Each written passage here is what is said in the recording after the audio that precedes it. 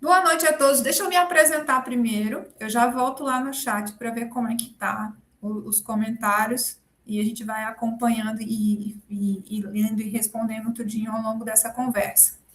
Que é uma conversa, tá, gente? Não é a ideia aqui não é que seja uma aula, que a gente ficar aqui só transmitindo conteúdo para vocês. É para a gente conversar e tirar dúvida, então fiquem à vontade, vão escrevendo aí no chat, que aqui entre uma coisa e outra eu vou interrompendo e a gente vai respondendo, tá? Eu sou Fernanda, professora do curso de administração da UFMA, coordenadora do grupo de pesquisa Finanças em Foco, que tem Eu como sou missão abordar, trazer essa discussão de educação financeira, naturalizar conversas sobre dinheiro, sobre investimento. Por quê? Porque a educação financeira, ela ajuda a nossa vida a evoluir de diferentes formas.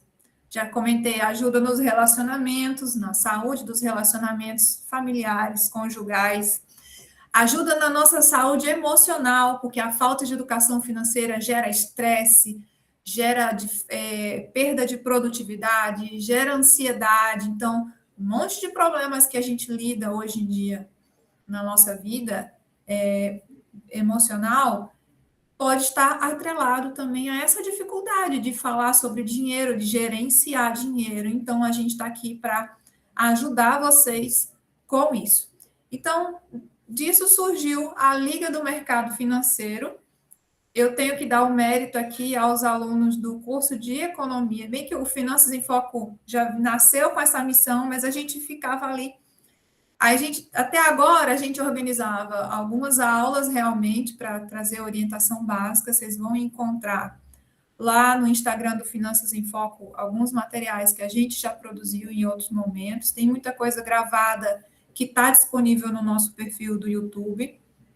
Então, vocês podem encontrar tudo isso lá. E que tem muita gente chegando. Dá uma interrompida aqui. Então a gente começa hoje. A ideia da Liga é que seja um encontro mensal, sempre na primeira segunda-feira do mês, para pegar vocês ainda antes de gastar o salário todinho com as contas, tá? Para ajudar a decidir onde guarda aquele dinheirinho que você conseguiu fazer sobrar. E se ainda não está sobrando, a gente está aqui para te ajudar com isso também. A gente vai falar de investimento, mas não dá para falar de investimento sem organizar o orçamento antes. Então, essa é a missão e a gente está aqui para seguir juntos, ok? Só apresentar rapidamente o Finanças em Foco. Já mencionei que é um grupo de pesquisa e extensão vinculado ao curso de administração da UFMA. Eu sou professora da disciplina de administração financeira lá no curso e dedicada às atividades de pesquisa nessa área. Então, muito do que a gente vai falar aqui é baseado em dados de pesquisa científica, tá? Então, quando eu digo que esses efeitos emocionais e psicológicos que a falta de discussão sobre dinheiro e a falta de educação financeira traz para a nossa vida são dados de pesquisas científicas oficiais do Brasil e do mundo, tá? Vocês podem acompanhar o que está sendo produzido de pesquisa pelo nosso grupo também lá no Instagram. Para quem ainda não conhece, lá no finalzinho a gente tem o perfil para vocês seguirem. Vou apresentar para vocês aqui a equipe que vai me ajudar a conduzir. Na verdade, eles vão conduzir. Eu vou ficar só aqui assistindo e dando pitaco, porque eu sou uma pitaqueira profissional. Tá? Mauro, que é aluno aqui do curso de administração, vocês já estão vendo ele aí com a câmera aberta. A gente tem o Luiz Felipe e o André Felipe, que são discentes do curso de Ciências Econômicas. Desse grupinho lá que eu disse que surgiu essa ideia da Liga do Mercado Financeiro, veio também motivada da reunião desses alunos. Na administração, a gente já discutia um pouco sobre isso, que como a gente está mais próximo, né? Então, tem os alunos do grupo, os alunos do curso de modo geral já me conhecem, já sempre acompanham as coisas, mas a gente ainda estava precisando abrir mais e alcançar outros cursos e alcançar os servidores da UFMA, que tem muito servidor que assim, os que eu conheço sempre comentam das mesmas dificuldades, como também tem muita gente fora da UFMA que demanda esse tipo de conhecimento. Então, a entrada dos meninos da economia no Finanças em Foco ajuda a gente também a expandir esse nosso leque de atuação. Eu já vou chamando aqui o André para se preparar, e aí eu vou reforçar aqui a pergunta que eu fiz lá no começo. Quando vocês pensam em investir, qual é a primeira dúvida que vem na cabeça? Deixa eu já ver aqui. André já está por aí, prontinho. Já tem um monte de gente aqui. Quem foi que eu não li? Cadê? Tá me ouvindo, professora? Estou André aqui. ouvindo. Ah, beleza. Olha lá.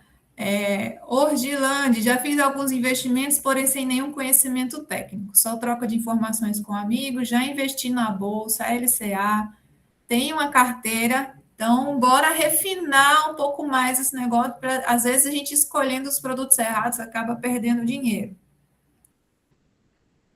Janine, meu investimento é pouco diversificado, mais concentrado em CDB, já investiu em tesouro direto, um pouco em cripto, nossa, mas o conhecimento ainda é básico e conservadora. Olha aqui, ó, Janine, não me leva a mal, não, tá? Eu vou pegar você de exemplo, mas é um problema recorrente. As pessoas, elas sentem que não têm conhecimento suficiente para investir, mas às vezes entram em investimentos altamente arriscados. Uma pessoa que se diz conservadora jamais deveria investir em criptomoeda.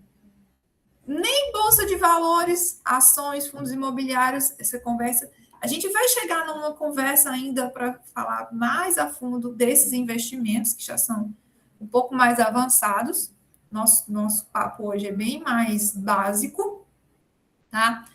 Então, uma das coisas que a gente vai bater muito hoje aqui nessa tecla é a gente precisa conhecer o nosso perfil primeiro, os nossos objetivos, antes de decidir onde a gente vai colocar o dinheiro.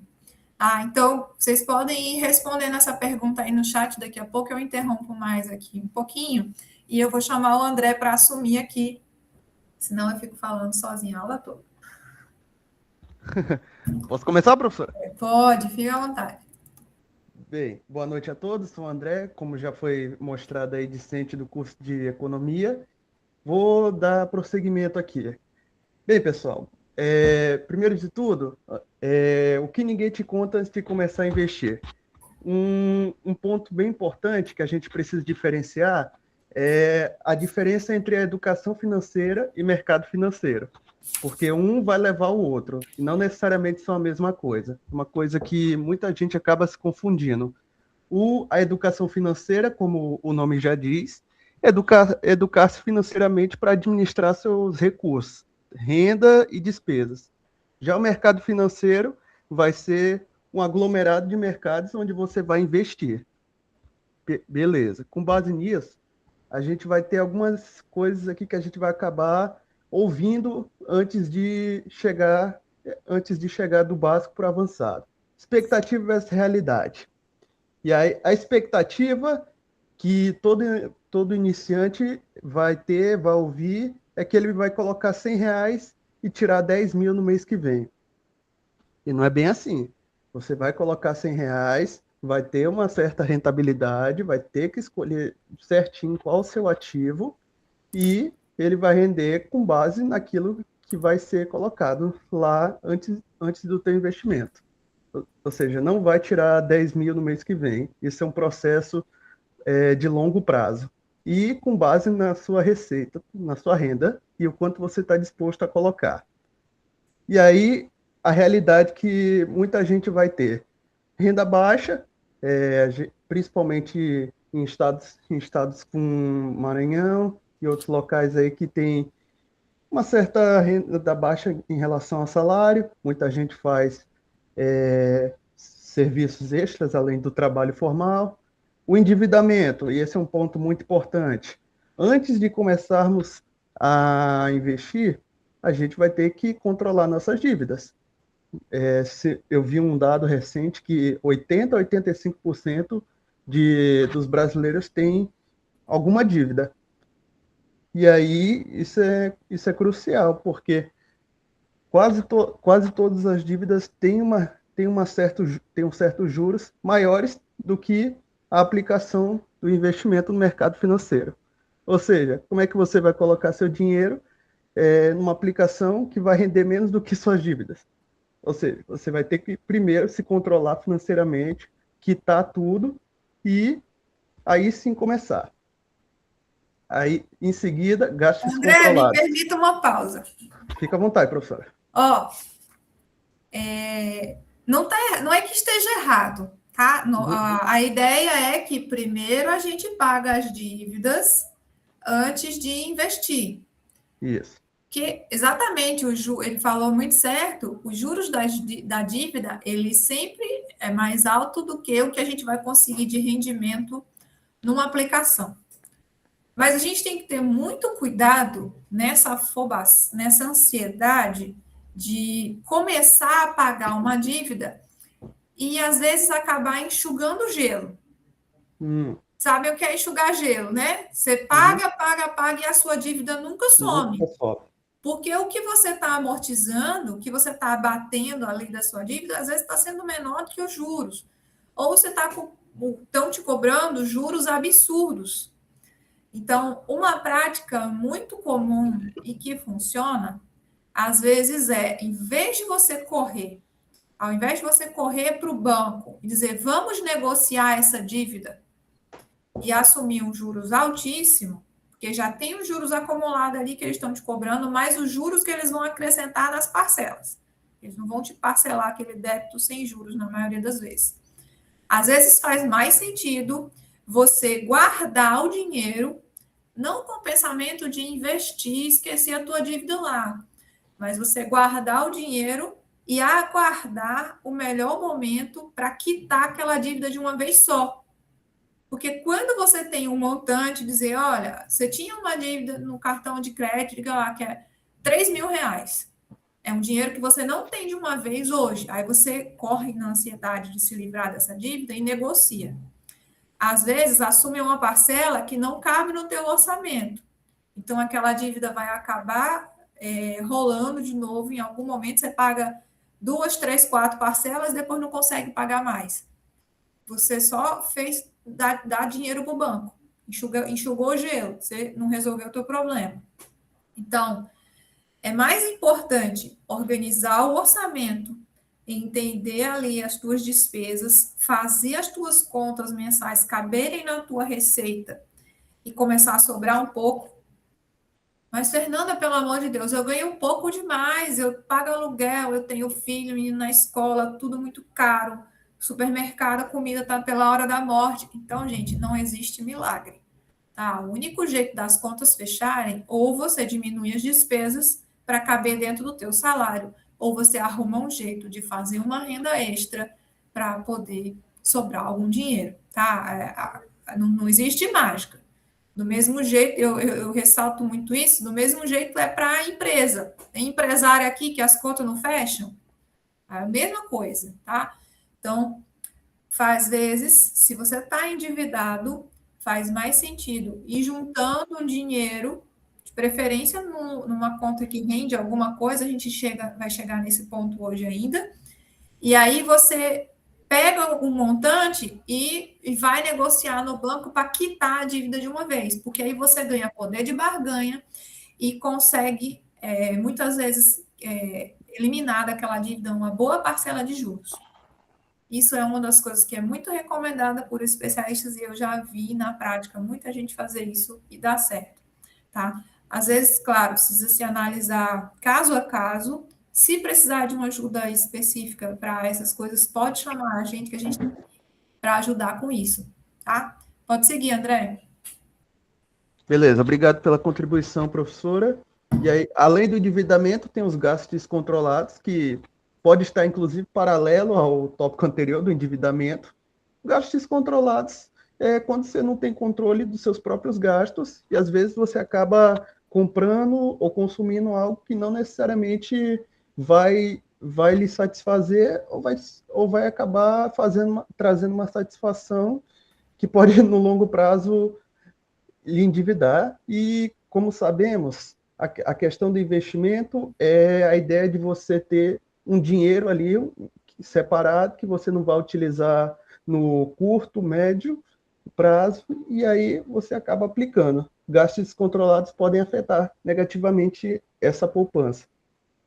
E aí, isso também é ligado à expectativa, mentalidade de ganhos rápidos e milagrosos. A professora Fernanda, inclusive, citou aí as criptomoedas, eu acho que é um dos maiores exemplos disso. É a mentalidade de você querer aplicar alguma coisa e esperar que em alguns dias, um mês, aquilo rendeu o dobro, o triplo, 10 vezes. E aí, quando isso não ocorre, muita gente se desanima e sai e volta para a poupança ou volta a consumir e gastar descontroladamente. Bem, aí, seguindo aí para o próximo tema, detectar onde o dinheiro foge. Isso aqui é um dos principais tópicos básicos para a educação financeira. Como eu já falei, é a administração dos seus recursos. Ou seja, você tem sua receita e você tem sua despesa. E aí, para fazer esse controle, você provavelmente vai precisar de alguns auxílios. Colocamos aí, através de planilhas, aplicativos ou IAs. Planilhas é o que eu mais recomendo, porque a gente acaba fazendo no dia a dia e, como a gente mesmo faz, a gente tem esse controle diário. Aplicativos é algo que está se tornando mais comum, né? Aplicativos assim que baixa na App Store, e aí você acaba tendo, você lança lá seus gastos e ele faz tudo automaticamente para ti. Aí eu coloquei a IA aí, porque é algo que eu estou vendo já surgindo também. Pega-se extratos, pega-se Pix, transferências, joga tudo numa IA boa, que ela faz tudo para ti. Eu acho que essa é algo que precisa ser mais analisado, porque não é algo que você faz no dia a dia, é mais para uma análise mensal. Mas é uma boa ferramenta também para uma análise. Vale Detect... também o caderninho, e se Caderninho, precisar de modelo de planilha, lá no Instagram do Finanças tem modelo de planilha lá nos links da bio. É só baixar e começar a organizar as contas. perfeito, professor. E aí, o objetivo aí, como já foi dito, é organizar as contas. O primeiro passo, aí o que ninguém vai te contar. Primeiro a gente tem que organizar a casa, fazer o orçamento. Como está em cima aí, através de planilhas, através de algum aplicativo, se não tiver essa habilidade com planilhas ou paciência, ou, como já foi dito também, usar alguma IA. Nós recomendamos mais a planilhas. Quitar as dívidas, aí através de ou acumulando para pegar uma coisa boa, ou realmente controlando seus gastos. E gastar menos que ganha. Passa, professor.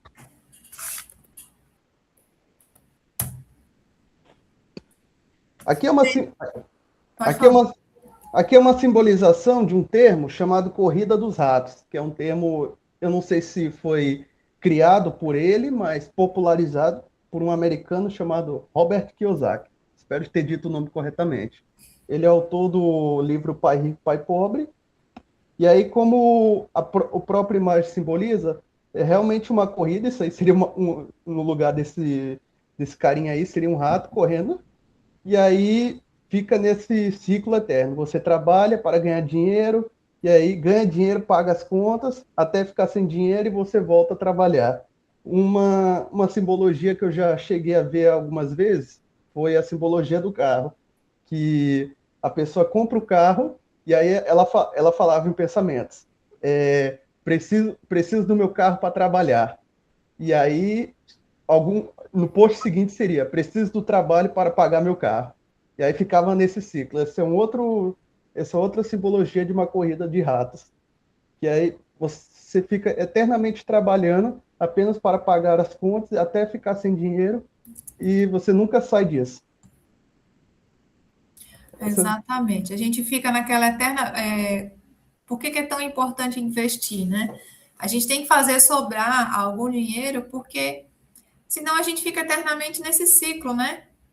A gente trabalha, paga a conta, fica sem dinheiro, aí trabalha para pagar as contas, aí fica sem dinheiro de novo, e aí vai envelhecendo, vai diminuindo o ritmo de trabalho, a vida vai ficando mais cara e as contas não fecham e vai ficando cada vez mais difícil viver.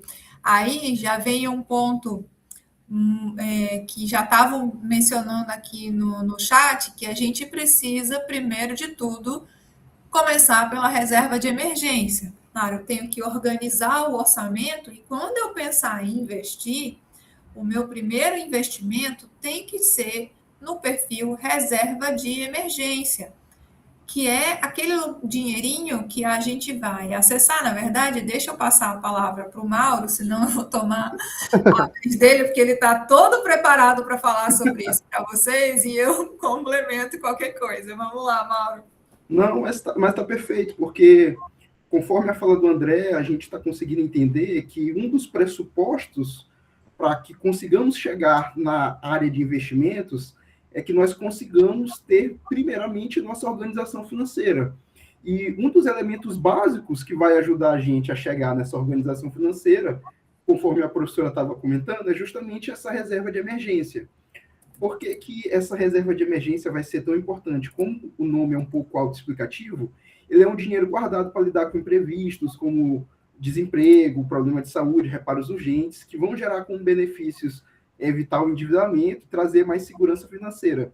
E aí, para complementar, por exemplo, o dado que o André trouxe, aquele foi um estudo do Serasa, né, em que 84% dos brasileiros, também esses mesmos que têm as dívidas, também são afetados, por exemplo, na sua saúde mental pela insegurança em relação à vida financeira. Então, são gastos que chegam de forma não anunciada, né, que podem acabar bagunçando aí a sua vida, e a reserva de emergência vai servir justamente para lidar com isso. Pode passar, professora? E aí surge a dúvida, né? Como é que eu monto a minha reserva de emergência? E aí a gente viu que um dos primeiros passos que o André falou que são essenciais é a organização financeira por meio de um orçamento, por meio de um controle de como você gasta a sua renda. Porque você precisa ter isso de forma em registro, forma registrada, porque vai ficar mais fácil de visualizar com que você gasta dinheiro, quanto do seu dinheiro está indo para áreas essenciais da sua vida, que são alimentação, deslocamento, quanto do seu dinheiro está indo para áreas que não são essenciais. Então, você ter esse registro da sua média de gastos com elementos essenciais e não essenciais é que vai te permitir visualizar qual que está sendo o teu custo de vida. E aí, isso vai ser muito importante para entender quanto que eu posso guardar do meu dinheiro, como que eu vou conseguir me organizar para pagar uma dívida, que são todos esses elementos que o André estava comentando. Então, primeiramente, para montar a sua reserva de emergência, você vai ter que ter esse elemento de controle. Segundo, você tem que fazer contribuições recorrentes, mesmo que pequenas. E um elemento muito importante é, uma vez que você consiga tabelar, registrar e visualizar como é que está o seu dinheiro, uma das formas mais legais de guardar dinheiro é que, em vez de você deixar para o fim do mês o que sobra, você separar já quando você ganha. Você separa já no começo. O dinheiro caiu no Pague-se primeiro. Você é o boleto mais importante a ser pago. Então, recebeu o salário, primeiro pague para você, colocando lá na sua reserva. Depois você começa a pagar as contas. Claro, com responsabilidade, tá? Você tem que estar com o teu orçamento organizado. Também não vai ficar devendo cartão de crédito para investir, que o André já disse que a taxa de juros das dívidas é mais cara, é muito mais alta do que a dos investimentos. Justamente. Aí, com esse controle, você sabe quanto você gasta, quanto você pode investir. E aí, essa é uma recomendação que varia, né? Quanto que precisa ser a minha reserva de emergência? Óbvio que isso vai variar de acordo com a sua renda e de acordo com os seus gastos mensais. Mas vamos trabalhar com exemplo para ficar um pouco mais fácil. Supondo que meus gastos essenciais do mês giram em torno de R$3.000, uma reserva de emergência, por exemplo, para 3 meses, se, digamos, eu perder meu emprego do nada, seria de R$9.000. Ou seja, durante 3 meses eu conseguiria ali, sem a minha fonte de renda, me sustentar a partir dos meus gastos essenciais. Não ia perder meu emprego e automaticamente não ter dinheiro para comer no mês seguinte. Então, a ideia da reserva de emergência é lidar com essas situações. O mais recomendado são reservas de emergência para 6 meses. Mas como isso depende muito da renda, das despesas, a ideia é que, acima de tudo, você consiga fazer contribuições recorrentes à sua reserva de emergência e ir construindo essa gordura que aí vai ajudar você nesses momentos de crise. Então, entre 3 a 6 meses, dá para dizer que são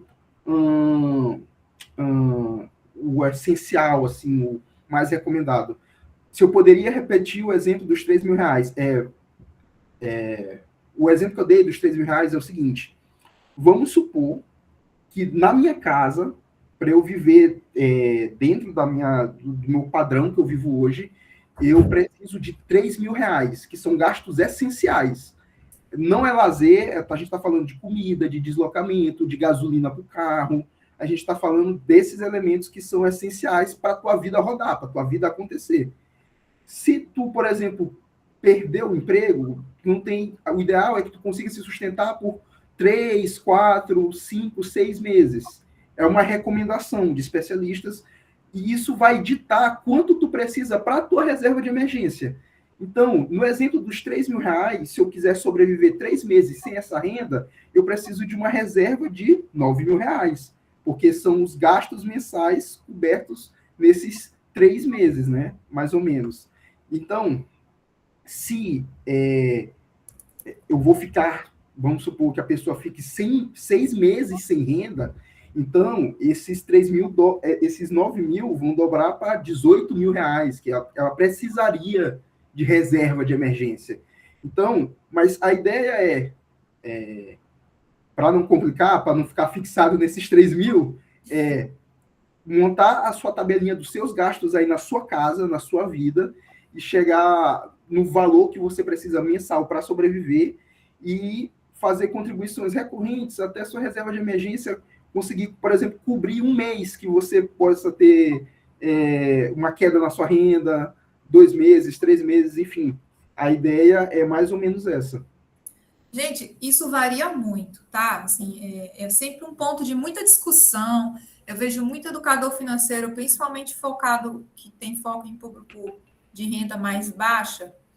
Diz, meu Deus, eu não consigo guardar nem R$50 por mês, como é que eu vou ter 6 meses do meu salário guardado? Então, vamos com calma, tá? A gente começou lá, a gente já disse, primeiro você tem que organizar a tua vida e começar a fazer sobrar dinheiro. Começou a fazer sobrar dinheiro, aí você começa a guardar. Começa a guardar no lugarzinho que ele vai render, a gente já entra onde colocar esse dinheiro. Mas, meu Deus, caramba, eu vou ficar escravo das minhas dívidas. Quanto tempo eu nunca consegui juntar dinheiro? Como é que, de repente, eu vou juntar R$9.000? Pegando esse exemplo aqui que o Mauro trouxe, para alguém que tem uma despesa de R$3.000 por mês. Acontece que isso varia muito. Quem precisa ter 6 meses de salário, né, guardado? Um pai de família, que sustenta a casa, que paga aluguel, que paga escola. Então, são gastos essenciais que ele é o responsável, e se a fonte de renda dele falhar, ele não tem o que fazer, sabe? A família dele vai passar necessidade, vai ficar sem ter onde morar, vai ficar sem energia, e não dá para ser assim, né? A gente tem despesas que são essenciais, que a gente tem que manter. Então, quem tem que... Esse nível de risco, ele varia muito a depender do seu contexto. Se eu pegar, por exemplo, se você perguntar para mim, Fernanda, você tem 6 meses de reserva do teu salário? Eu não tenho não, gente. Sendo muito sincera com vocês. Eu tenho dinheiro guardado, eu invisto recorrentemente. Hoje mesmo, agora mesmo antes de entrar na aula, entrou um dinheirinho que é extra. Aí eu não conto com ele no meu orçamento. O meu orçamento é meu salário. Então, quando entra 13º, férias ou algum trabalho extra que eu faço, isso é para guardar, com foco no futuro, nos meus objetivos, naquilo que eu quero para o futuro.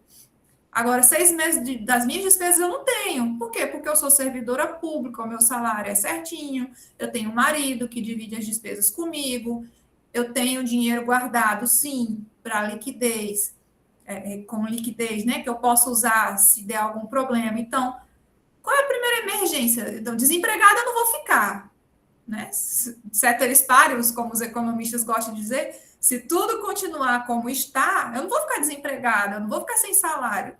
Mas o pneu do meu carro fura, a bateria dá defeito, surge algum problema de saúde que não está coberto pelo plano de saúde. Às vezes você tem plano de saúde, o plano de saúde te deixa na mão. Tem uma doença, se você gastar muito com medicação ou fazer algum tratamento extra. Então, a minha reserva de emergência, ela é para isso. De vez em quando eu tenho que recorrer. Ou até, às vezes, você quer fazer alguma... Aí já não é nem emergência, né? Mas é uma reserva também de um dinheiro que você tem que deixar disponível. Surge alguma oportunidade. Você está planejando comprar uma geladeira. Você está lá juntando. Então, em vez de você comprar a geladeira parcelada em 12 vezes e estrangular teu orçamento, é um negócio que daqui a uns meses tem Black Friday. E eu consigo esperar até novembro. Então, de repente, é melhor ir juntando um dinheiro para comprar isso lá à vista e aí você ganha um desconto. Então, primeiro de tudo, reserva de emergência é o dinheiro para emergências. Estime, calcule mais ou menos ali na tua vida qual é o tamanho da emergência que você pode ter. Se você é empresário, pai de família, que não tem seguro-desemprego, se der algum problema, imagina se de repente, Deus o livre, surge outra pandemia, tem que parar tudo, a tua receita cessa. Você precisa manter as contas girando. Então, manter os boletos continuam chegando, né? Então, você tem que continuar pagando as suas contas. Mas você é estudante, mora com teus pais, tu precisa de uma reserva de emergência de 6 meses, tu nem tem 6 meses de despesa para dizer assim, eu vou viver tranquilo 6 meses. Sustentar a tua casa vai ser difícil. Se teu pai perdeu o emprego, ou tua mãe, ou às vezes só um dos dois trabalha, você tem um dinheiro ali para ajudar nas despesas, maravilha, você está contribuindo com as despesas de casa. Então, vai da realidade de cada um, tá? Então, sempre que a gente fala de dinheiro, tudo isso é muito pessoal, vai muito de cada contexto. No básico, no geralzão, o pessoal recomenda isso aí que o Mauro está dizendo, de 3 a 6 meses das contas, porque se a tua fonte de renda cessar, se tiver algum problema, teu salário atrasar, mesmo o CLT tem o seu salário lá certinho, tem seguro-desemprego, tem FGTS, mas às vezes a empresa tem um problema e atrasa o salário. Já passei muito por isso e vejo de vez em quando isso acontecer. É igual na minha casa, eu disse, eu não tenho reserva para 6 meses de salário, mas eu tenho uma reserva por quê? Porque meu marido, ele é PJ, é pessoa jurídica. Então, às vezes ele trabalha por contrato. Então, às vezes acontece dele ter um mês sem salário ou do salário atrasar, porque ele depende de obra pública que atrasa o pagamento. Então, quando acontece isso, eu tenho que recorrer também a uma reserva. Então, vocês vão analisar a realidade de vocês e definir quanto vocês precisam ter guardado. E aí, sem tanta pressão, né, vai construindo isso aos pouquinhos. Nada impede, você guarda R$200 por mês. 100 vai para a reserva de emergência e esses outros 100 você vai escolhendo ali outros, já vai separando para um objetivo de mais longo prazo, para pegar uma rentabilidade maior. É uma possibilidade também, tá? Aí a gente pode ir tirando dúvidas caso a caso depois para ir ajudando. Vai lá, Mauro. Justamente, e aí, como a professora estava falando, onde é que você vai colocar essa reserva de emergência é muito importante também. Ela tocou nesse tópico porque você precisa priorizar alguns conceitos-chave, e que são segurança, liquidez e rendimento razoável. E aí, esses conceitos-chave aparecem, e aí pode surgir uma pergunta. Beleza, entendi que a reserva de emergência é sobre eu conseguir guardar, me organizar e conseguir guardar algum dinheiro. É sobre eu me organizar e sobrar algum dinheiro. Mas por que eu não posso só botar na minha conta corrente, por exemplo, num banco, sem rendimento? Ou por que eu não posso só fazer como faziam nossos avós e botar debaixo do colchão? Você não é recomendado que você faça isso, justamente porque a gente tem um fenômeno da inflação, né? E a inflação pode diminuir, por exemplo, o poder de compra do dinheiro que você guarda.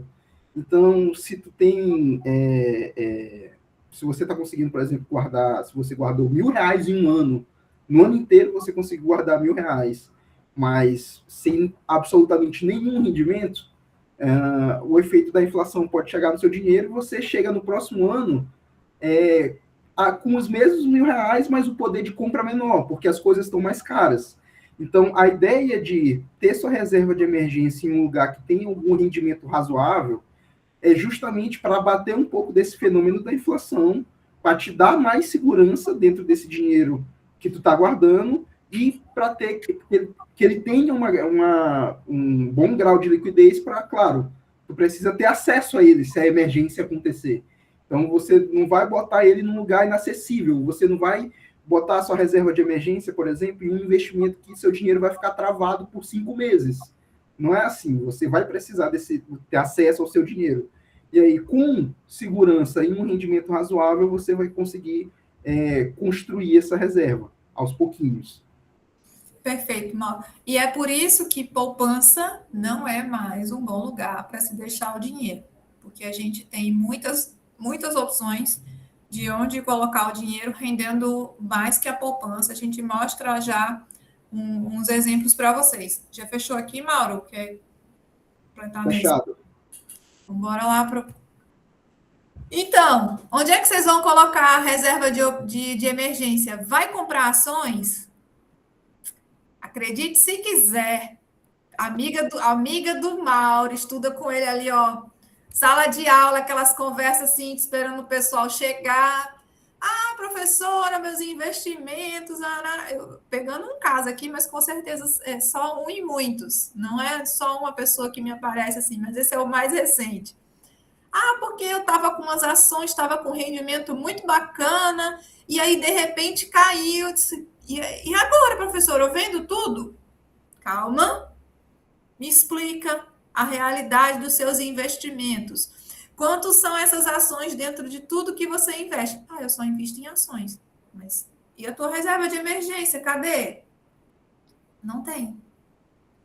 Tudo bem que ela é novinha, acho que mora com os pais e tal, não tem essa obrigação de pagar as contas, mas se ela quiser usar o dinheiro agora, nesse momento que ela caiu, nesse dia, ela caiu de 30% de rendimento para 8%. Agora não é hora de tirar. A hora de tirar era quando estava lá em 30%. Quando não tirou, se precisasse, né? Não é que é para tirar. Se precisasse, era bom ter tirado lá, quando estava com 30% de ganho. Agora que caiu, e às vezes está no vermelho, não é hora de mexer. É hora de esperar a bolsa voltar, que essa é a realidade da renda variável. Vai chegar o nosso encontro para isso. Como o Mauro já mencionou, a reserva de emergência, a gente precisa de segurança.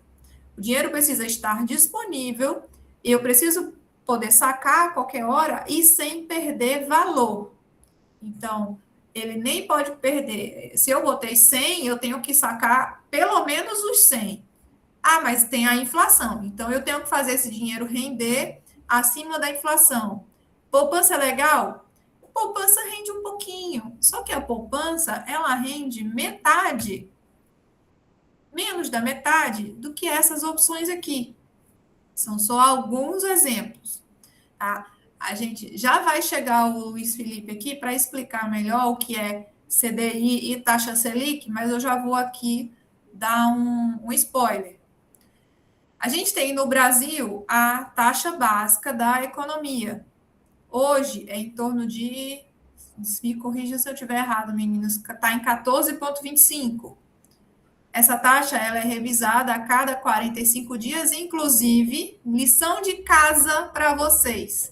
Quarta-feira, a taxa Selic será revisada de novo. Então, acompanhem os noticiários para vocês saberem a quanto o dinheiro de vocês vai estar rendendo.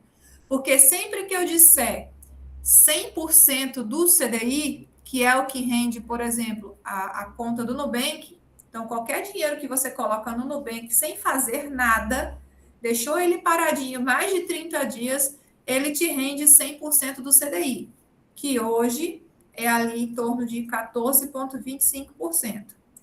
CDI é quase a mesma coisa que a Selic, em termos de valor, tá? O conceito vem já o Luiz Felipe explicar para vocês melhor, mas é para vocês terem uma ideia dos...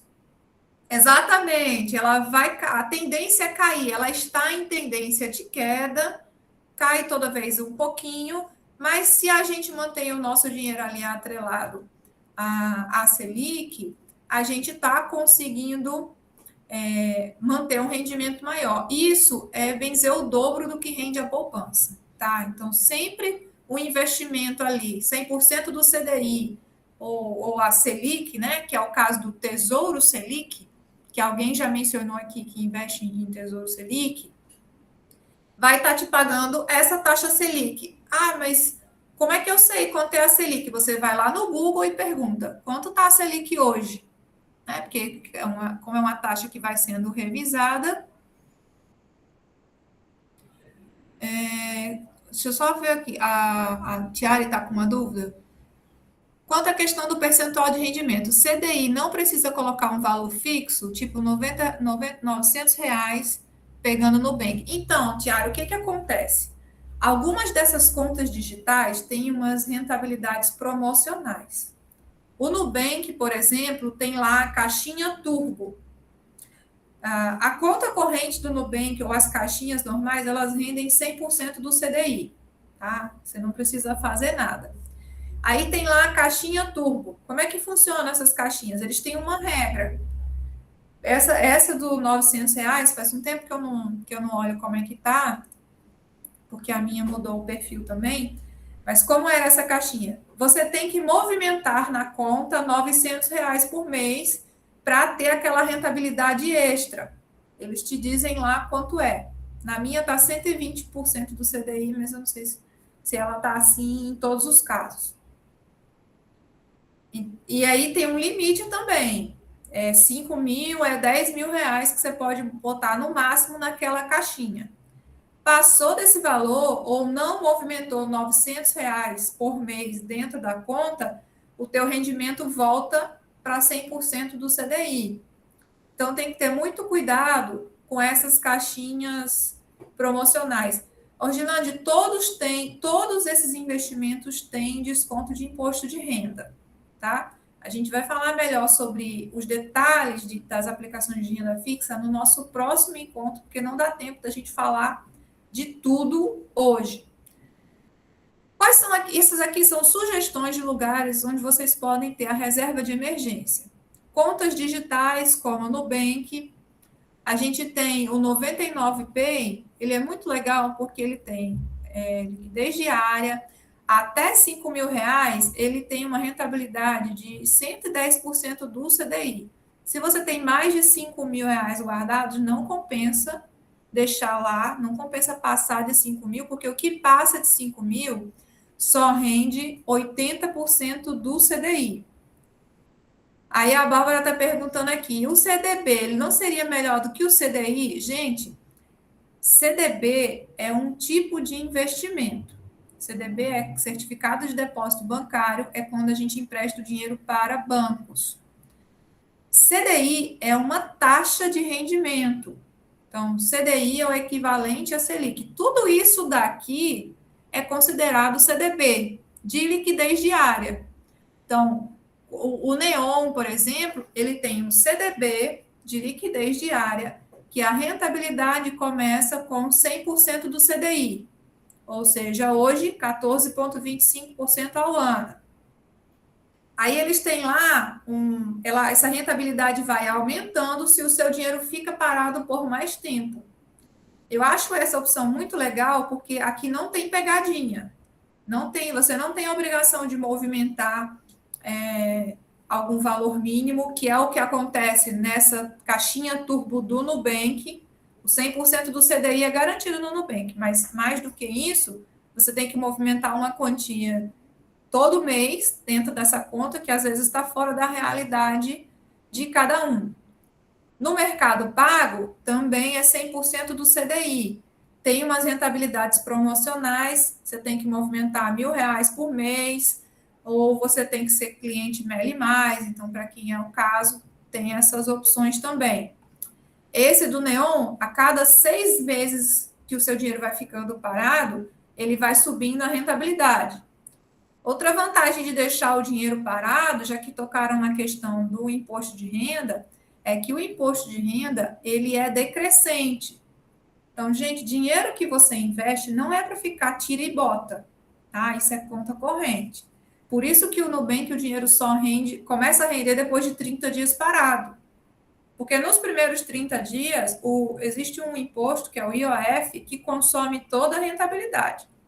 Então, o dinheiro de investir é para ficar parado. Tá? O dinheiro de movimentar, você pode sim deixar nessas contas, que ele vai render. Se não render, ok, ficou ali a mesma coisa, tá? Mas não fique movimentando o dinheiro que é de guardar. Ah, tu vai receber salário amanhã. Aí você tem um dinheiro lá na tua caixinha, você quer logo, na ansiedade, pagar a conta hoje. Aí você vai mexer no dinheiro que está parado e perde aquela contagem do imposto de renda regressivo. Então, espera o dinheiro novo entrar e usa o dinheiro novo para pagar a conta. O que já está parado, deixa paradinho, para você economizar com o imposto de renda. Esse imposto de renda, ele é descontado automático, você não precisa fazer nada, tá? Quando você aperta lá para sacar o teu dinheiro, já vem descontado. Onde não desconta imposto de renda é no 99Pay. Tá? Então, eu gosto muito do 99Pay para ser essa conta assim, que a gente às vezes movimenta, que é um dinheiro de emergência. Para quem usa muito carro de aplicativo, esse saldo do 99Pay, eles têm umas promoções também de desconto, né? Quando você paga com o saldo. Então, é um lugar muito legal para aplicar o dinheiro. Fala, André.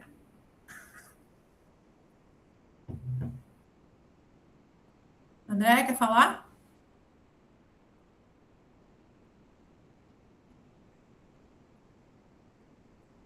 André, levantou a mão. Alô, tá me ouvindo? Oi, sim. Agora sim, eu estava falando, não estava saindo áudio. Uma contribuição aqui para a questão das contas bancárias é a questão como é que diz? Do rendimento diário. Porque isso aí começou com o Nubank, mas depois o próprio Nubank voltou atrás. Quando se coloca o dinheiro, algumas contas, elas demoram até 30 dias para fazer o rendimento. Aí, no caso, como já falou, 100% do CDI, 110. O Nubank, eu não sei como está hoje, mas ele parou de fazer rendimento diário. E aí tu tem que deixar lá parado por 30 dias para render. Se eu não me engano, o Mercado Pago e o 99 são diários. Tu coloca o dinheiro e no dia seguinte já está rendendo. Mercado Pago e 99 é diário. Inclusive, eu acho lindo, porque no extrato dele está lá, todo dia pinga dinheiro. Então, se você quer viver a sensação de estar ganhando dinheiro sem fazer nada, essas contas são maravilhosas. O Nubank, essa questão de esperar 30 dias, é só nos primeiros 30 dias, por causa do IOF. Passou de 30 dias, vira a rentabilidade, acho que é mensal ou diária, mas enfim, conta mesmo, rende do mesmo jeito, tá? Tem muitas outras opções. Tem, por exemplo, o PicPay, 102% do CDI, mas eu fui olhar hoje, ele só rende nos dias úteis. No final de semana não conta, então você perde um pouquinho. Se for fazer as contas, talvez é a mesma coisa do 100% do CDI, se não for menos. Tem uma dúvida aqui da Letícia que eu acho muito pertinente. Se o CDI é revisto periodicamente, como proteger o investimento caso ele diminua?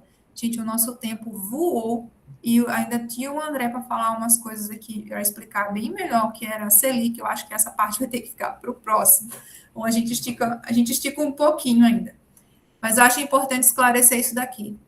O que acontece? A Selic, ela sobe e desce para controlar a inflação. Como o Mauro bem já mencionou, o nosso objetivo de rendimento é vencer a inflação. Não dá para travar um investimento sempre acima do CDI. O que acontece?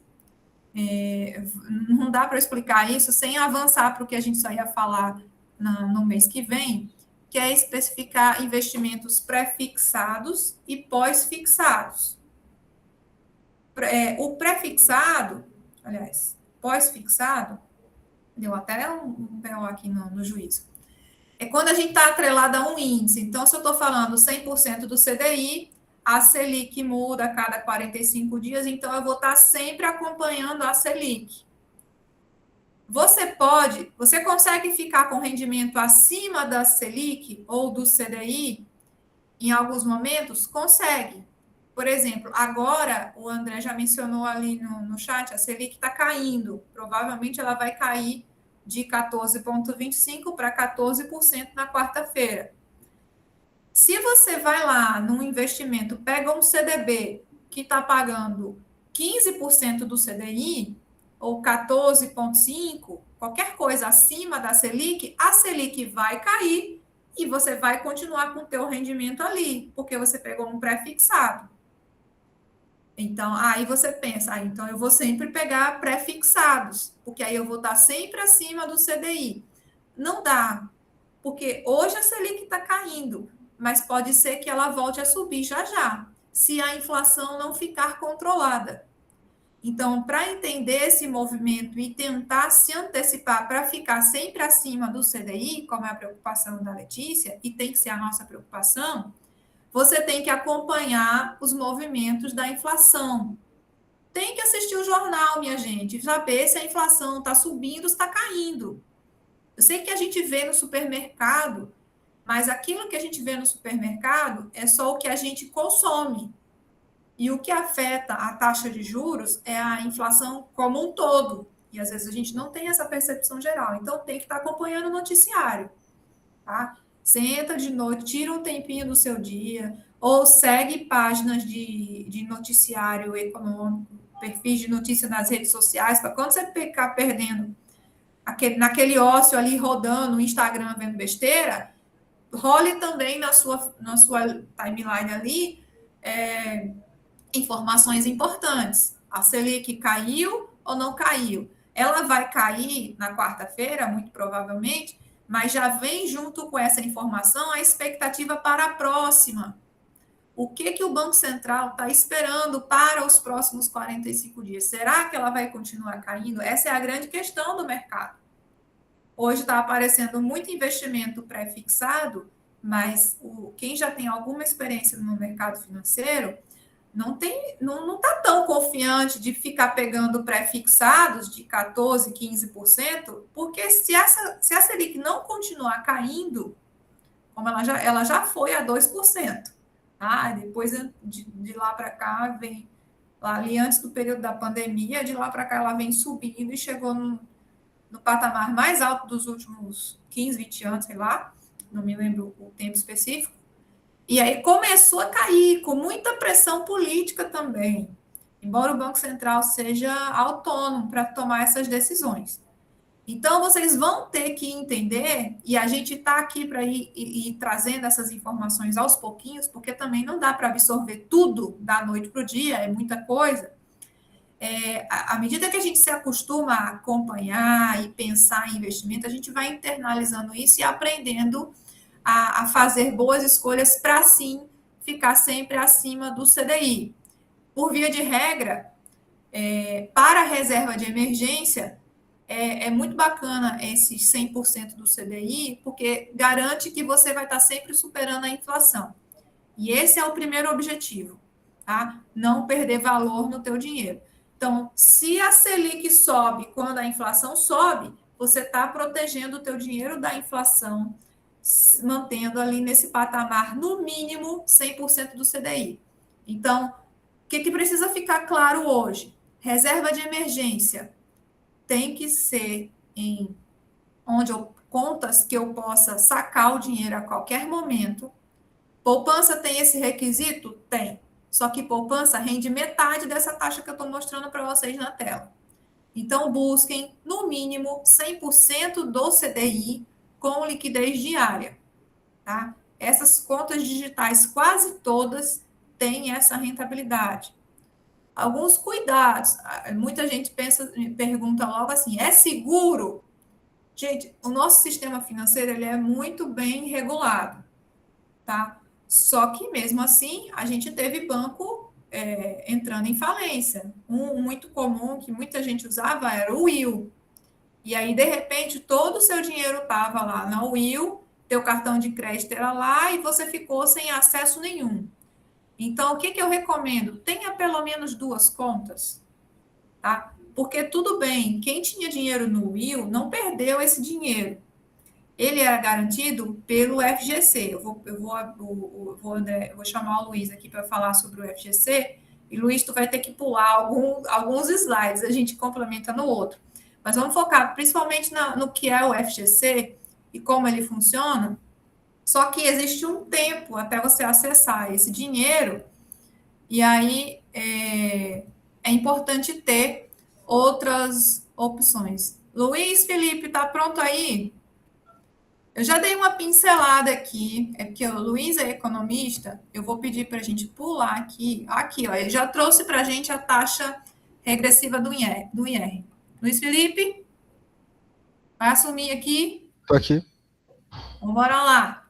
Explica aqui, já que o pessoal já comentou, como é que funciona essa tabela regressiva do IR, do Imposto de Renda. Só para fazer aquela diferenciação que a professora já fez, o CDI, né, que é o Certificado de Depósito Interbancário, ele é uma modalidade de negócio que está disponível apenas para as próprias instituições financeiras. E, a partir da negociação entre os bancos que eles fazem diariamente para fechar o caixa deles com o saldo mínimo exigido pelo Banco Central nos depósitos compulsórios ou definido arbitrariamente por eles mesmos nos depósitos não compulsórios, gera uma média ponderada nessas taxas, que é a partir das 100 operações válidas, somando 30 bilhões por dia, vai gerar uma média ponderada que é a taxa DI. E essa taxa DI, ela diariamente tende a se igualar à taxa Selic over, que é a taxa que o Banco Central, a partir das operações de open market, tenta alcançar, que é aquela que é definida do reino do Copom a cada 45 dias, que é a taxa Selic meta. E aí a taxa DI ela vai servir de referência para a remuneração do CDB, que é o Certificado de Depósito Bancário, que esse sim é disponível para a massa das pessoas, que ele é emitido pelas próprias instituições financeiras. E aí ele vai ter uma remuneração que vai depender da credibilidade da instituição que emite, da liquidez, do prazo que o dinheiro vai ficar retido e do tempo que você vai decidir sacar. Aí, nos primeiros 30 dias, né, como já foi dito, ele vai ser tributado pelo IOF, que é uma tributação regressiva que diminui cada dia, e, além disso, ele vai também ser aplicado o imposto de renda, né, que vai ser as 4 linhas, né, de 22,5%, 20%, 17,5% e 15%. Sendo até 180 dias, que se você sacar antes, é 22,5%, entre 181 e 360 dias, 20%, de 361 a 720, 17,5%, e acima de 720 dias corridos, 15%, que é a taxa mínima do imposto de renda. Pode passar, por favor? Além disso, né, essa tributação dele é diretamente na fonte, ou seja, logo no momento que você for vender ou sacar essa remuneração, já vai ser ali devolvido na sua conta, já tributado. E aí, né, o CDB ele vai ter, como já foi discutido, como muitos ativos da renda fixa, modalidade de pós-fixado, pré-fixado e híbrido, né? O pós-fixado ele vai ser atrelado a uma determinada taxa de referência, no caso a taxa DI, pode ser prefixado, onde a taxa de juros nominal já é predeterminada e você vai ter ideia de quanto você vai receber no final. E a híbrida, que é um somatório das duas, e o caso clássico é o IPCA mais uma taxa fixa. Aí ele vai ter pode ter ou não uma liquidez diária e a remuneração dele vai depender da credibilidade da instituição.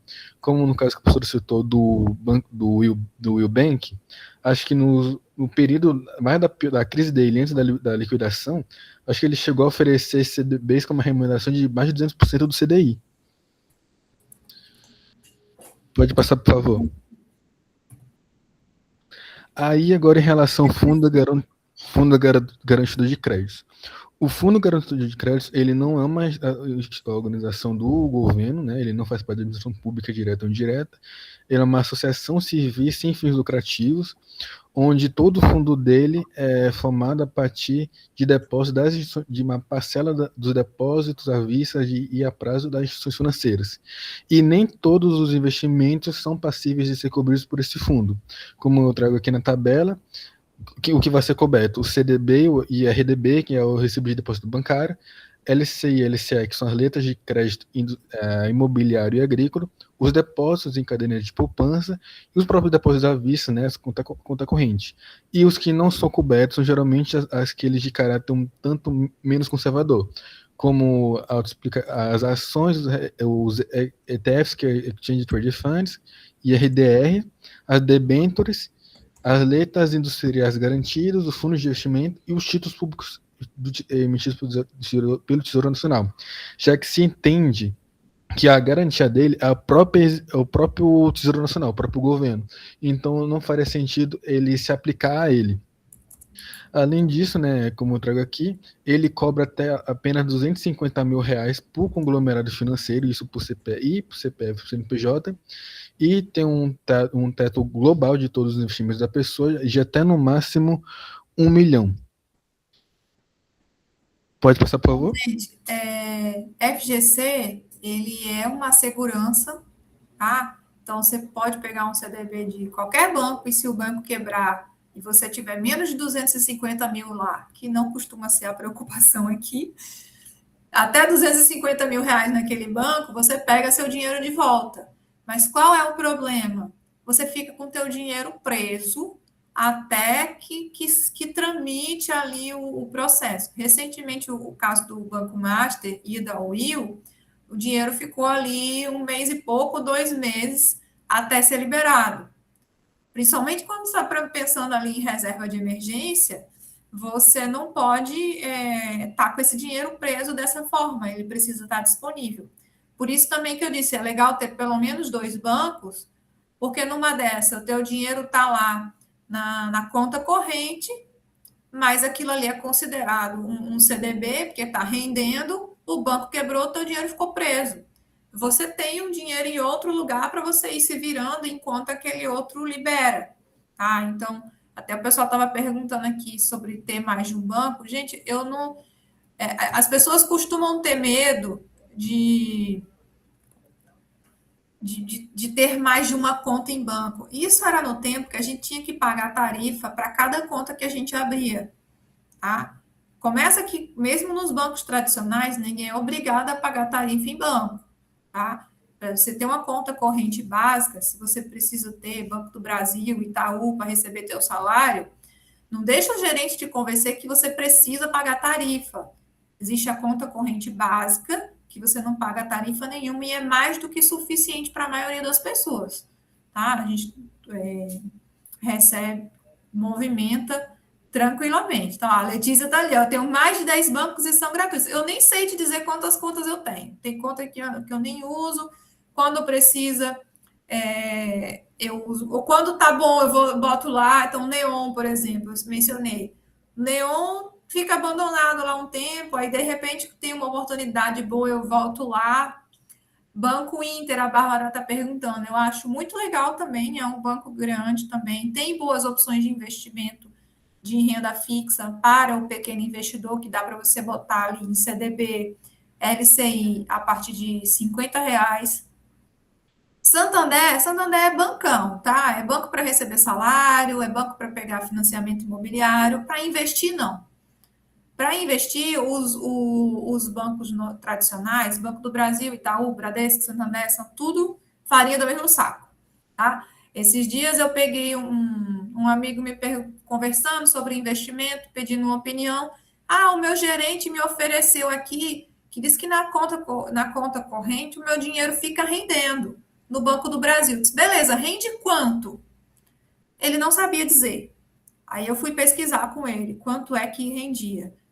Rendia uma merreca. Então não vale a pena. A melhor opção que eu já vi no Santander, e Santander é o meu banco de movimentação, que eu recebo salário, pago conta, essas coisas, é 100% do CDI. Então, para investir, não, tá? A XP, André, eu vou discordar, tá? A XP é boa para cliente de alta renda. Para quem está começando com 50, 100 reais, não encontra opção na XP. Não na XP. Encontra na Rico, que é do grupo XP também, e aí já tenha mais opção. Quando você entrar no nível de renda variável, a gente vai falar aqui que a gente precisa se preocupar com as tarifas que a gente paga, tá? Mas são muitas informações para a gente falar ao mesmo tempo, e o nosso tempo de hoje já estourou. Então, eu vou puxar aqui para o nosso encerramento. Luiz Felipe, desculpa, eu tive que pular uma das coisas. A gente tenta voltar nessas coisas no mês que vem. Eu já deixo detalhado aqui. Então, para ficar claro, como é que o que eu preciso para escolher o meu primeiro investimento? Então, primeiro de tudo, a gente tem que começar pela reserva de emergência, tá? Na verdade, o passo zero é organizar o orçamento, né? Eu acho que isso aqui já está claro para todo mundo, que se o dinheiro não sobra, não tem como você investir. Então, reserva de emergência tem que ter liquidez e tem que ter segurança. Então, opções seguras, bancos confiáveis. Vai pegar um banco desses menores, como o 99Pay, divide um pouco, tá? 99Pay tem uma rentabilidade bacana, tem segurança, mas não deixa tudo lá, tá? Bota um pouco no Nubank, no Mercado Pago, porque pelo menos você diversifica. Já começa diversificando mesmo com pouco. Entenda quais são os seus objetivos de curto, de médio e longo prazo. A gente mencionou aqui. Não adianta você pegar o teu dinheiro e colocar num CDB que só vence em 2027. Porque se o teu carro quebrar, se o teu dente cair, se você adoecer, não dá para esperar 2027, tá? Mesmo que você passe no cartão, não vai dar. Então, é a mesma coisa que não ter dinheiro. O dinheiro que a gente vai colocar nesses investimentos que tem data para a gente receber é aquele dinheiro para um objetivo de um prazo mais longo, mas primeiro você tem que ter um dinheiro ali que você possa acessar em caso de necessidade, tá? Então, pense no que você quer para a sua vida. Você quer se aposentar mais cedo, você quer comprar um carro, você quer comprar uma casa, você quer ajudar seus filhos a ter independência financeira, você quer fazer um intercâmbio, você quer morar sozinho, porque você é estudante, mora com teus pais. Então, vão dormir hoje pensando nisso. O que vocês querem para a sua vida, que depende de dinheiro, para começar a traçar os seus objetivos. E é isso que vai definir onde você vai colocar o dinheiro. Então, saiba quando você vai precisar do dinheiro, para não escolher os investimentos errados e depois precisar do dinheiro e não poder usar, tá? Aí você tem que pensar se você pode correr risco e se você quer correr risco. O dinheiro da emergência, você não pode colocar numa aplicação que tenha prazo ou numa renda variável, porque se você precisar sacar antes do tempo, mesmo que seja possível, por exemplo, no Tesouro Direto, o Tesouro Selic, ele é liquidez diária. A gente vai ter um momento para falar melhor de Tesouro Direto, mas dentro do Tesouro Direto, você tem investimentos com data para sacar também. Tá? Então, você tem Tesouro IPCA 2029, Tesouro com juros semestrais para 2031. Você só vai ganhar aquela rentabilidade que está lá aparecendo para você se você esperar o vencimento. Você pode até sacar antes, mas você vai perder algum dinheiro. É possível que você perca, tá? Tem uma possibilidade lá que dá para tirar até ganhando, mas não dá para a gente entrar nisso agora, é mais complexo. Então, você tem que saber se você pode correr risco. Esse é o primeiro ponto. Então, você tem que estar com essa definição de data dos teus objetivos. E outra é se você quer. Porque, como a gente já mencionou aqui, se você é uma pessoa conservadora, você não vai se meter com investimentos em que o teu dinheiro pode perder valor. Porque bolsa de valores é muito bom, mas você coloca dinheiro lá e se você for sacar na hora errada, pode estar no dia que está negativo. Hoje mesmo a bolsa estava, eu fui olhar umas coisas, estava caindo. Se eu fosse precisar sacar esse dinheiro hoje, eu ia perder dinheiro. Então, não dá certo. Tá? Então, tenham muito claro isso na mente de vocês.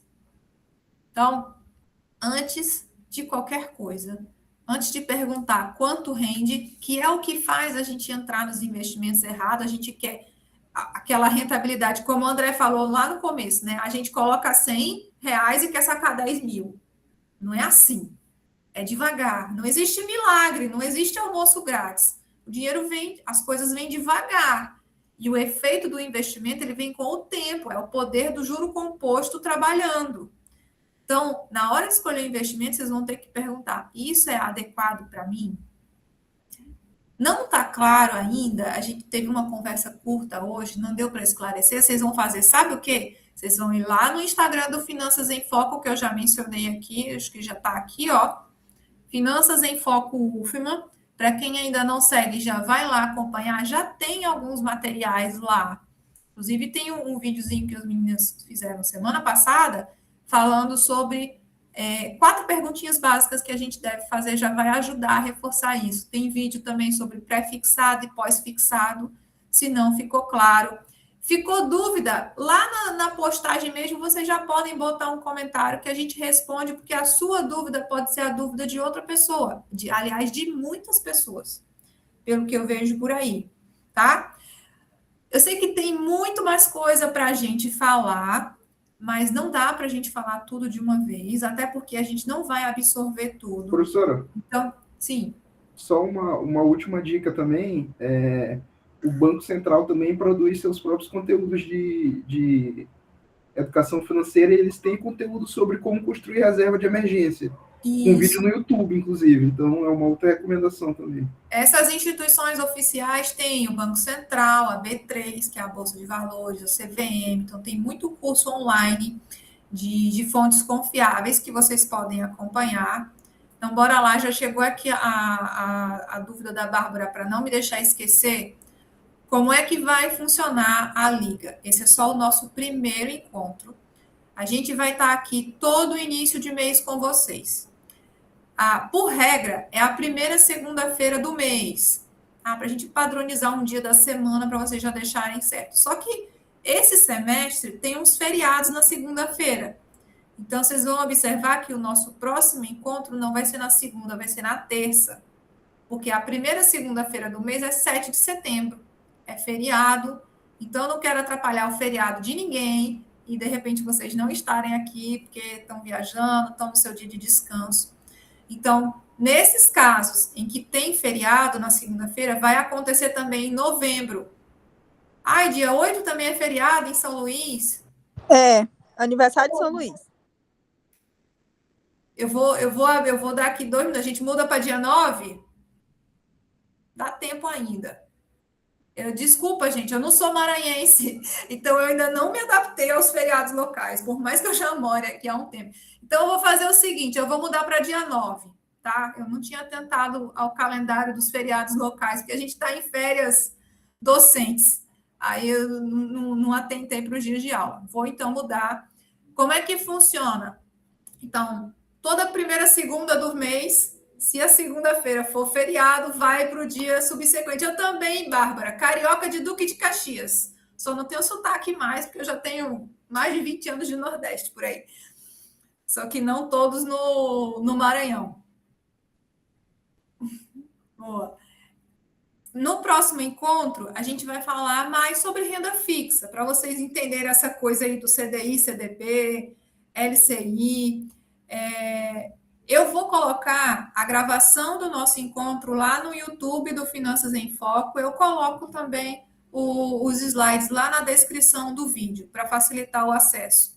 Também vocês acham o link para ir para o YouTube lá no Instagram, tá? Então, a gente pode manter contato lá pelo Instagram. Eu não consegui estudar na UFRJ, mas a gente deu um jeito de se encontrar, ó, mesmo com tanta distância, tá? Então, a gente tem o nosso próximo encontro marcado, dia 9 de setembro, 19h30. A gente continua falando sobre esse assunto. Vocês já podem ir anotando as dúvidas, porque aí a gente já pode começar também falando sobre isso. Vamos tentar seguir, assim, do básico e ir caminhando aos pouquinhos, tá bom? A gente vai voltando também, sempre que for preciso, para tirar dúvidas. E me contem, eu quero ver, assim, quem não tinha reserva de emergência, não estava investindo, quem estava com dinheiro na poupança, já começou a investir, a gente vai mantendo contato. Comentem lá no Finanças, que eu já vou sabendo como é que está indo, que vocês estão avançando. E isso é muito bacana, tá? Muito obrigada. Ah, outra coisa, antes de eu ir. Certificado. As inscrições são pelo SIG Eventos da UFMA, tá? Para quem é aluno já está mais acostumado, para quem é de fora pode ter um pouquinho de dificuldade de acessar. Para quem me mandou e-mail perguntando, eu até já respondi. Quem é aluno eu consigo inserir manualmente, mas quem não tem cadastro precisa de fato entrar lá, se cadastrar. E aí o que é trabalhoso no SIG Eventos? Eles indicam nas matérias que saíram, tem o link do curso, né, da liga. Só que se vocês entram no link da liga, não aparece o botão de inscrição. Então, o que acontece?